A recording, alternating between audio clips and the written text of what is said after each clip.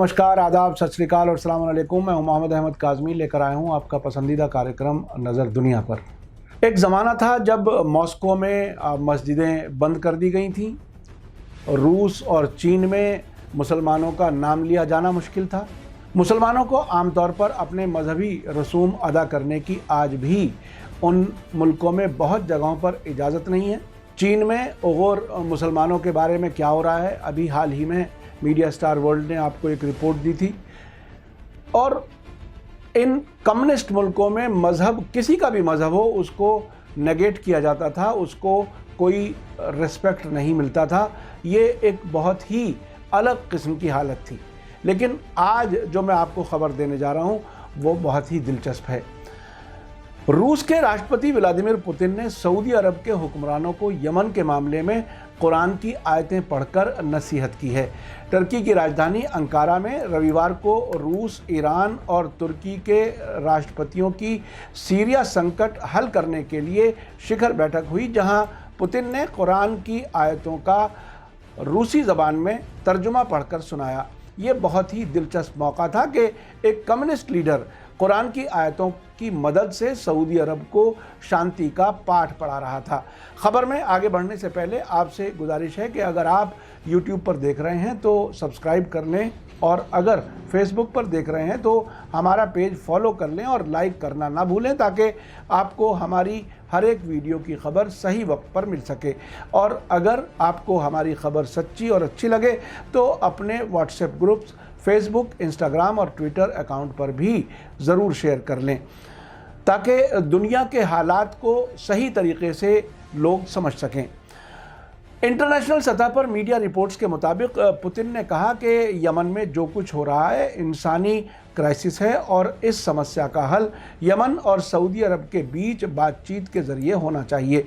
Putin ने अपने भाषण में कुरान के सूरह आले इमरान की आयत नंबर 103 का रूसी ट्रांसलेशन पढ़ा, जिसमें कहा गया है कि सब लोग अल्लाह की रस्सी को मजबूती से थामे रहो और एक दूसरे से दूर ना रहो, और अल्लाह की इस इनायत को याद करो कि तुम एक दूसरे के दुश्मन थे तो उसने तुम्हारे दिलों को एक दूसरे से जोड़ दिया। इस तरह से तुम उसकी मेहरबानी से भाई भाई बन गए। ये कितनी दिलचस्प बात है कि अपने रूस के राष्ट्रपति व्लादिमीर पुतिन ने कुरान पढ़ कर के सुनाया है सऊदी अरब के हुक्मरानों को, जो अपने आप को custodian of the two grand mask यानी खादिमुल हरमैन के टाइटल से अपने आप को पहचानवाना पसंद करते हैं, और उनको कुरान की आयतें पढ़ कर के रूस के राष्ट्रपति व्लादिमीर पुतिन सुना रहे हैं। रूस के सरकारी टेलीविज़न रशिया टुडे की अरबी भाषा सेवा में दी गई रिपोर्ट में बताया गया है कि रूस, ईरान और तुर्की के राष्ट्रपतियों की जॉइंट प्रेस कॉन्फ्रेंस में जब एक रिपोर्टर ने आरामको कंपनी पर यमनियों के हमले के बाद रूस के ज़रिए सऊदी अरब की मुमकिन मदद के तरीक़े के बारे में सवाल किया, तो रूसी राष्ट्रपति व्लादिमीर पुतिन ने कहा कि यहाँ पर कुरान की उस आयत को पेश करना चाहूँगा जिसमें सेल्फ डिफेंस और दूसरे लोगों पर हमला ना करने की बात कही गई है। व्लादिमीर पुतिन ने इस सवाल के जवाब में कुरान के सूरह बकरा की आयत नंबर 190 का रूसी अनुवाद पढ़ा, जिसमें कहा गया है कि अल्लाह की राह में उन लोगों से लड़ो जो तुमसे जंग करते हैं, लेकिन किसी पर तुम हमला ना करो, क्योंकि अल्लाह हमला करने वालों को पसंद नहीं करता। ये बहुत ही दिलचस्प बात है। और इस सूरे की जो बैकग्राउंड मैं थोड़ी सी बता दूं कि उन्होंने क्यों ये इस्तेमाल किया है। 2015 में सऊदी अरब की लीडरशिप में सऊदी अरब ने, ख़ास तौर पे मोहम्मद बिन सलमान ने यमन पर हमले के लिए एक अलायंस बनाया और एक तरफ़ा हमले शुरू हो गए, और वहाँ पिछले तकरीबन 4.5 साल में पूरा इंफ्रास्ट्रक्चर, जो शहरी इंफ्रास्ट्रक्चर होता है, वो तबाह हो गया। और अब हूथी अपनी जवाबी कार्रवाई में हमले कर रहे हैं, जिन हमलों में से 2 दिन पहले ही सऊदी अरब की सबसे बड़ी तेल कंपनी आरामको के 2 कारखानों पर हमला किया गया है। पुतिन का कहना यह है कुरान की मदद लेकर के कि हमला जो आपने किया वो गलत किया, और जो सेल्फ डिफेंस में यमन के लोग कर रहे हैं वो सही कर रहे हैं। ये एक बहुत ही दिलचस्प बात है कि सऊदी अरब के हुक्मरानों को रूस के राष्ट्रपति ने एक तरह से कुरान पढ़ करके सुनाया है और नसीहत देने की कोशिश की है। इसी बीच रॉयटर्स ने अंकारा से खबर दी है कि तुर्की रूस और ईरान के मतभेदों के बावजूद सीरिया के इदलिब में तनाव कम करने के कदमों पर सहमति जताई है, लेकिन तीनों देशों के बीच इस्लामिक स्टेट के खतरे पर असहमति दिखाई दी गई है। यानी इन तीनों मुल्कों में एक राय नहीं बनी है। तीन देशों के सहयोगी सीरिया के 8 साल पुरानी जंग में लड़ रहे हैं। रूस, तुर्की और ईरान के राष्ट्रपतियों की बैठक जो हुई है उसका मकसद सीरिया में एक परमानेंट संघर्ष विराम यानी सीज फायर की राह खोजना था। वेस्टर्न मीडिया का कहना है कि सीरियाई सरकार के इदलिब इलाके में किए गए हालिया हमले से तनाव बढ़ा है और वहां से ISIS के लड़ाकू तुर्की की तरफ बढ़े हैं। इस मौके पर तुर्की के राष्ट्रपति रजब तैयब अर्दगान ने कहा, हम एक ऐसे दौर में हैं जब हमें सीरिया में शांति बहाली के लिए और ज़्यादा जिम्मेदारी लेने और अधिक वज़न उठाने की ज़रूरत है। रूस के राष्ट्रपति व्लादिमीर पुतिन और ईरान के राष्ट्रपति हसन रूहानी ने इदलिब में इकट्ठे हुए आतंकवादियों के खिलाफ सीरिया के राष्ट्रपति बशार अल असद की कार्रवाई को दुरुस्त बताया। अमेरिका और यूरोपीय देशों और अरब देशों के साथ अर्दगान ने सीरिया में अलग अलग विद्रोही गुटों का समर्थन किया है।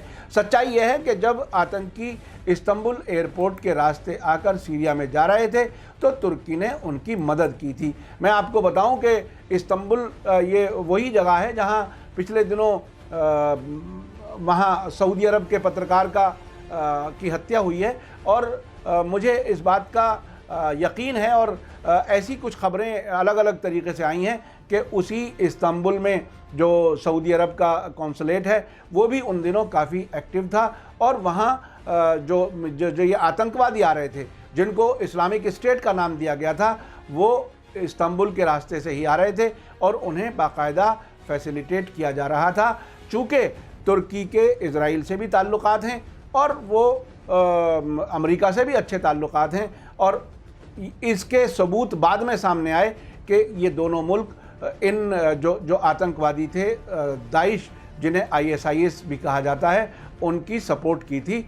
उसी के नतीजे में तुर्की से ये आतंकवादी सीरिया और इराक दोनों मुल्कों में आए थे। बाद में सीरिया और इराक से दाइश के ज़रिए बेचे जाने वाले तेल के कारोबार में भी अर्दगान के बेटे की कंपनी मुलव्विस थी, ऐसी भी खबरें आई थीं। और जब उन ट्रकों पर रूस ने हवाई जहाज़ों से हमले शुरू किए तो उसके बाद रूस का भी एक जहाज़ तुर्की ने गिराया था, ये आप लोगों को याद होगा।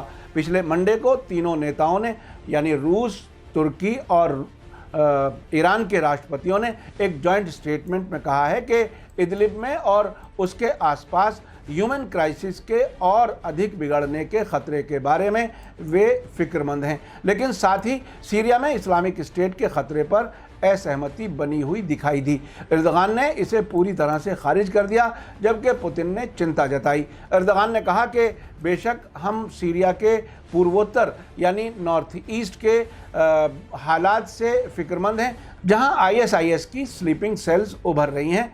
पुतिन ने बताया कि कुर्दिश आतंकवादी समूहों से उत्तरी सीरिया में एकमात्र खतरा है। संयुक्त बयान में यमन के हूथी समूह के जरिए सऊदी अरब के 2 आरामको कारखानों पर हुए हमलों का कोई जिक्र नहीं किया गया।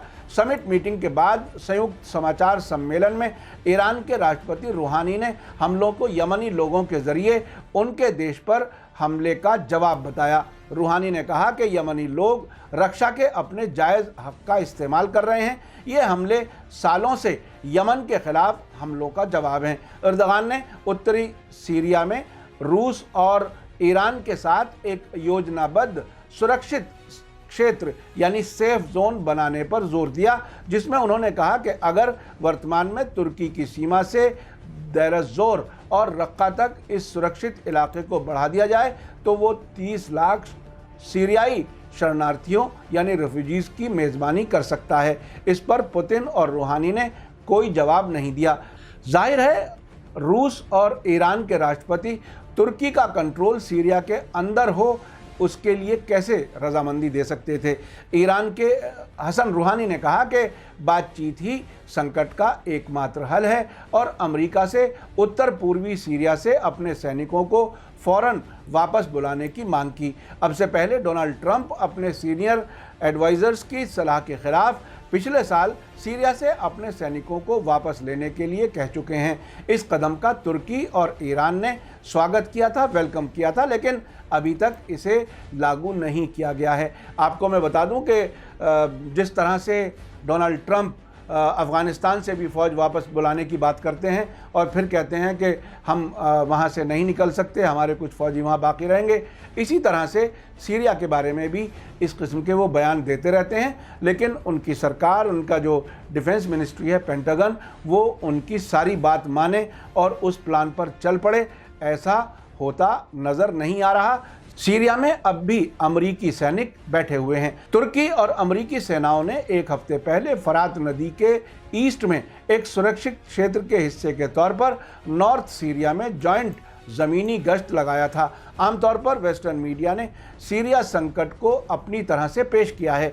सबसे पहले तो वो सुन्नी और शिया के नाम पर मुसलमानों को बांटने की बात करते हैं। सच्चाई ये है कि सीरिया में अक्सरियत सुन्नी लोगों की है और फ़िलिस्तीन के हमास के लोग भी सुन्नी हैं। लेकिन ईरान न सिर्फ लेबनान के हिजबुल्लाह को सपोर्ट करता है बल्कि हमास को भी सपोर्ट करता है। अब जिस तरह से हमास और हिजबुल्लाह इजराइल का सामना कर रहे हैं, उससे अमेरिका और इजराइल दोनों ही बौखलाए हुए हैं। पिछले नवंबर में हमास और इजराइल के बीच में जो 3 दिन की जंग हुई, उसमें मिस्र, जो अमेरिका का नज़दीकी मुल्क है और इजराइल से भी ताल्लुकात हैं, उन्होंने इस जंगबंदी के लिए कोशिशें की और इसमें इजराइल का कहना था कि 500 से ज़्यादा रॉकेट्स इजराइल पर मारे गए हैं और उन्होंने अपने और नुकसान से बचने के लिए सीज़ फायर कराया था। इसी तरह से अभी हाल ही में लेबनान की सीमा पर जब हिजबुल्लाह ने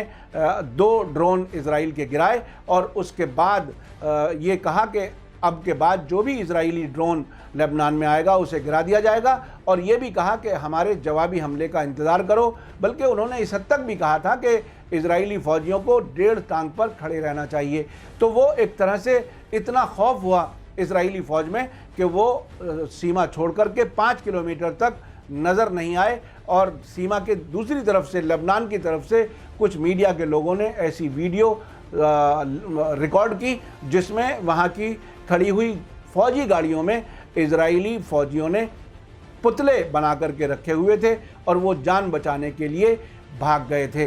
अब ये एक ऐसा सिनेरियो है जिसमें सीरिया का मसला हल करने के लिए, चूँकि वहाँ इदलिब में बहुत बड़ी तादाद में अलग अलग शहरों से लाए गए वो आतंकवादी इकट्ठे किए गए हैं।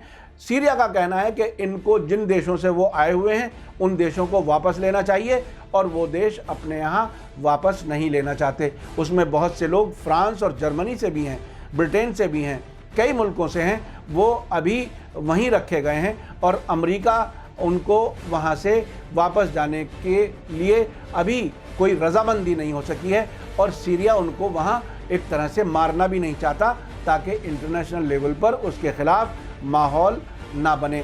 मेरा कार्यक्रम आपको कैसा लगा कमेंट्स में ज़रूर लिखिए। लेकिन बहुत ही दिलचस्प बात यह है कि रूस के राष्ट्रपति व्लादिमीर पुतिन ने सऊदी अरब के हुक्मरानों को कुरान की नसीहत दी है, कुरान के जो टीचिंग्स हैं उसकी नसीहत दी है और यमन के साथ सुलह करने की, बातचीत करने की नसीहत की है। ये बहुत ही दिलचस्प है।